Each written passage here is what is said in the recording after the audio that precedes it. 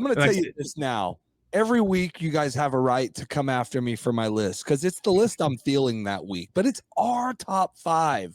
Yeah. And this one, every week has been hard. Some weeks are a little easier. Some just kind of come to you.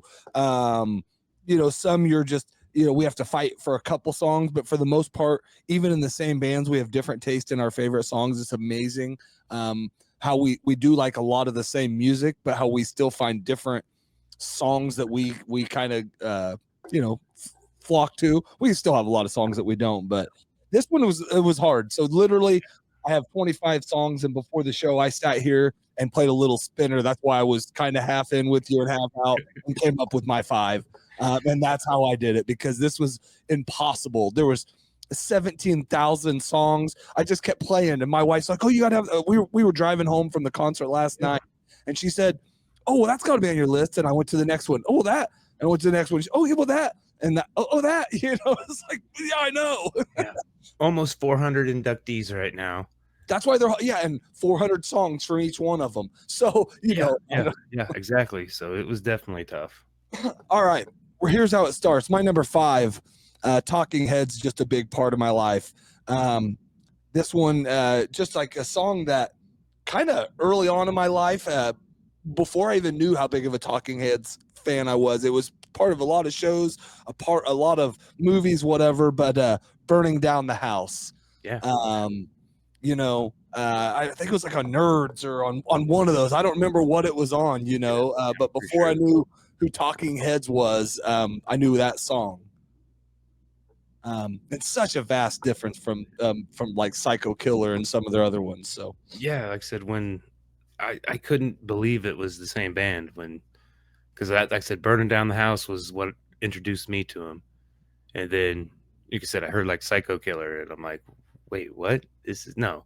But then you listen, they're kind of, I don't think they had I guess you could say they had a genre, but they didn't. They made up, down, in. I mean, they made so much music. They would be a fun one to keep discovering, because there's every time I dig more, I find more music I kind of didn't know, because so much of their music wasn't mainstream. So, number 4, it's just kind of, again, this list got created as by a spinner, but also by how these songs hit me. If I was going through, I'm like, God, I gotta have it. I added it.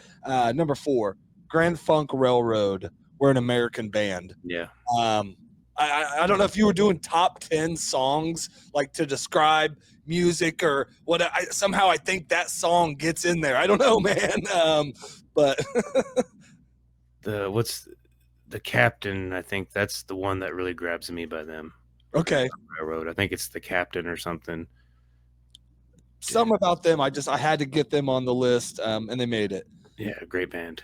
Number 3, we talked about this Rock and Roll Hall of Fame. I wanted to use Eminem. I wanted to use all these others, but instead, I think this band is why rap got into the Rock and Roll Hall of Fame. What kind of changed it from maybe what you would consider rock and roll, but I'm going with the Sugarhill Gang, Rapper's Delight. Yeah. First ever, I think, rap into the Hall of Fame. And again, I think the reason why rap's in the Hall of Fame. Yeah, I mean, Run DMC and the Beastie Boys, all from kind of that era. Can't remember, I mean, there's a lot of other, good bands that should probably, or rappers that should be in there. I'm sure there's a ton. That's where I was kind of looking, because Daddy Kane, I don't know if he was in there. I said we could have done Rock and Roll Hall of Fame rock bands, Rock and Roll Hall of Fame, blues. We could have done. I mean, it's same with there. I was surprised how much pop, especially like the 50s and 60s pop music bands were in there. So yeah, and that was kind of what the uproar about this year's, because I think Mariah Carey, was on there again or something, and there were some pop bands, and there's people on the internet were making a stink about it, and I'm like, well, it's been pretty inclusive from the beginning, so. I've come to find I both love and hate the internet. People on the internet are both very intelligent and very dumb. Yep. So, it just depends on which part of the internet you're getting your news from. It can really mess you up. Oh, yeah. My number 2. This was another one of those when it came across. It's like, man, I haven't listened to this song for a while, but it describes the Hall of Fame to me. It's the Animals, House of the Rising Sun. Yes. Yes. Good song. That one, even if the spinner didn't land on it, I was going to try to make that one get on the list. Great song.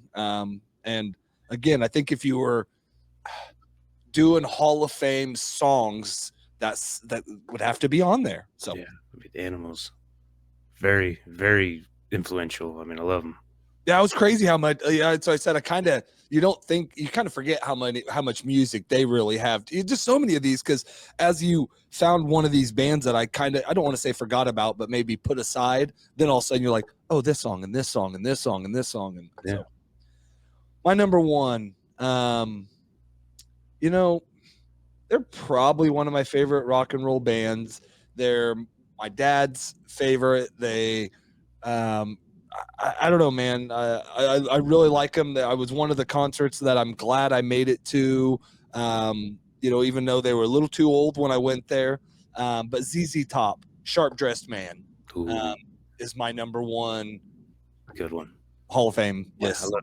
I love ZZ Top. Dad's always loved it. The albums. We'd go to the car shows with the Daryl Starbird. Uh-huh. They'd have all the cars that they had in their videos and their photo shoots. The Eliminator, I think, was one of them. And yeah, you had me a little scared. I thought it was going to be one of mine because mine's a lot on that sentiment too. My number one. Okay.